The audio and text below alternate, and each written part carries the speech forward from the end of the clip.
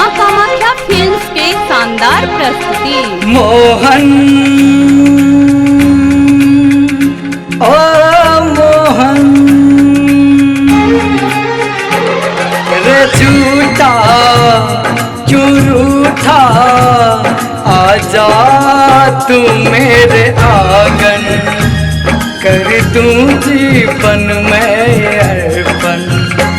आजा तू मेरे आंगन, कर दूं जीवन में अर्पण। मोहन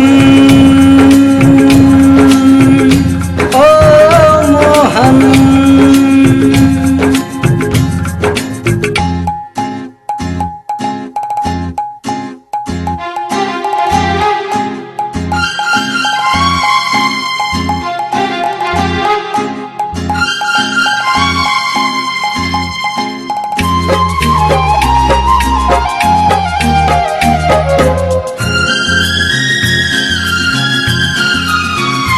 तू छलिया बड़ा मोहन, तेरी लीला कौन जाने। बड़ा नटखट है रे कान्हा, तेरे झूठे सब बहाने। भूला क्यों मुझको कान्हा तुम,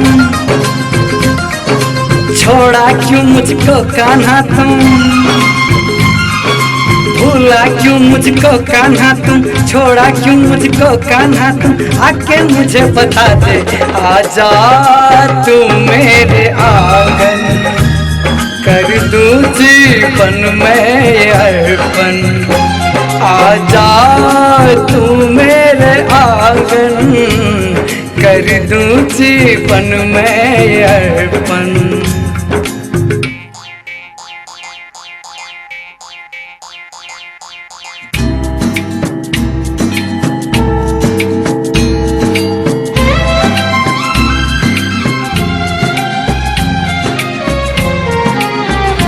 मुरली का धुन तेरा यूं पागल है बनाया।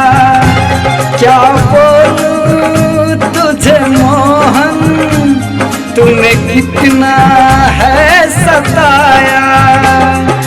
अब छोड़ो हट आजा कान्हा,